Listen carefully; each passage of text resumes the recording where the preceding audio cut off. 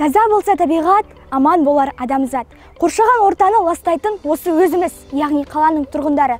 Егер де біз қоршаған ортаны ластамай, жауапкершілікті өз мойнымызға алып, оны тазаласақ, экология да жақсарар еді. Яғни таза қала бізден басталатын болғандықтан, біз жастар туған өлкеміз Сарыағаш қаласын тазалау жұмыстарына еріктілермен бірге үнемі үлес қосуға тырысамыз.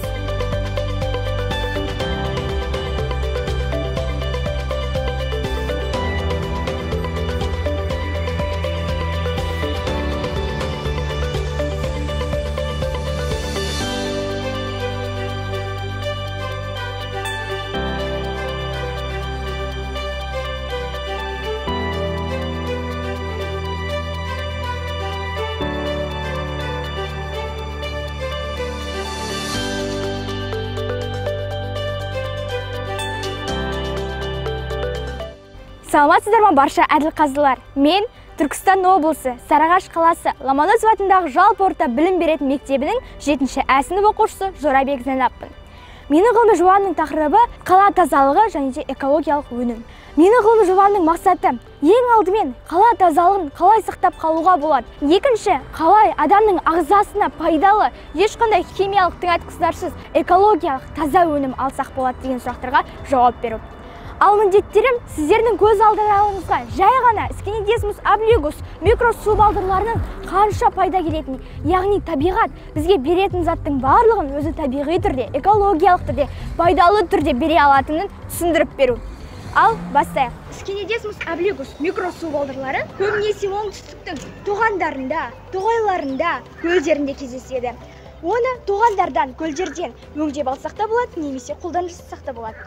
Яғни, қолдан жасау үшін сіздер темір ыдысқа немесе хауызға жаңбырдың суын толтырасыздар да, тек жаңбырдың таза суы болу керек.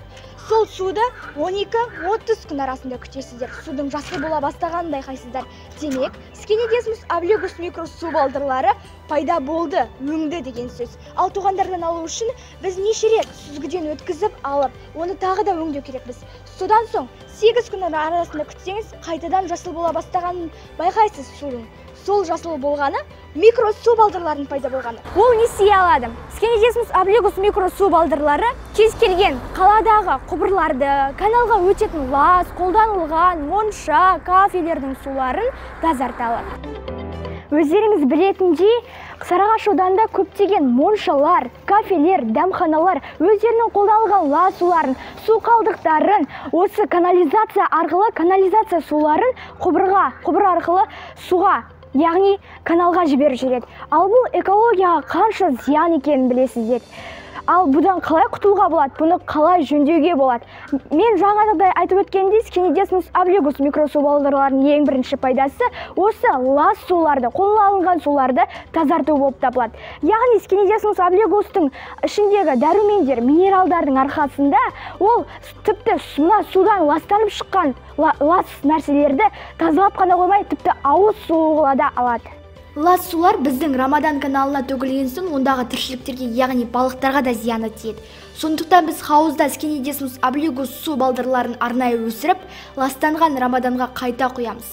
Скинидесмус облигус каналдағы лас суларды тазартып, фильтрлейді. Сол арқылы оны ауыл шаруашылығында қолдануға болатын таза ауыз суға айналдырамыз. Бұл судағы тіршілік иелерінің жойылып кетпеуіне септігін тигізіп, экологиялық тепе-теңдікті сақтайды. Фильтрден өткен бұл судың мал бордақылауға да пайдасы мол.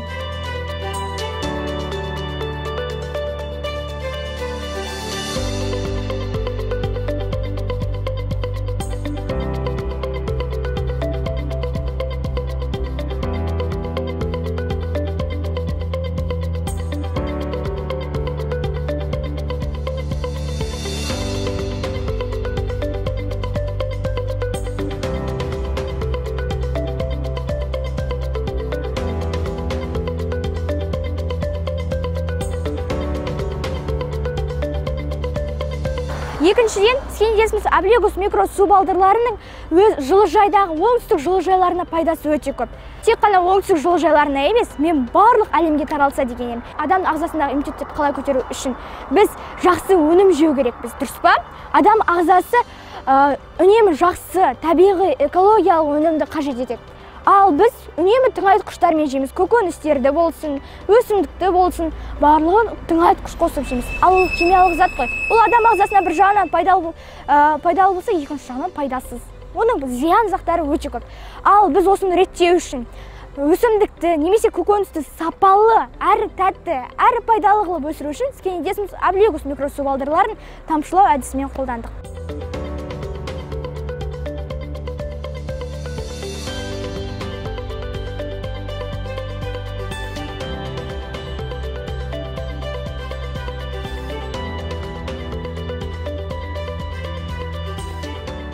Көріп отырғандарыңыздай, мынау Scindesmus obliquus су балдырлары.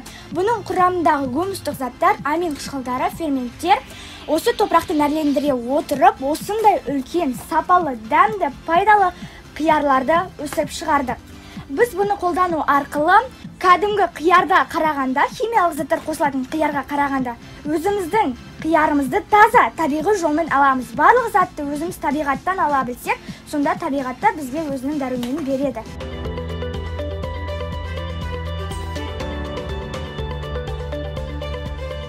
Сіздерге Scindesmus obliquus микросубалдырларын қолдана отырып, құбырлардағы, канализациядағы лас қолданылған суларды қайта өңдеп шығаруға, яғни тазартуға болатынын, және де Scindesmus obliquus микросубалдырларын қолдана отырып, жылыжайдағы өнімдерді әлде қайда тазарақ, пайдалы, сапалы, экологиялық және ешқандай химикатсыз өндіре алатынымызды дәлелдедім деп ойлаймын.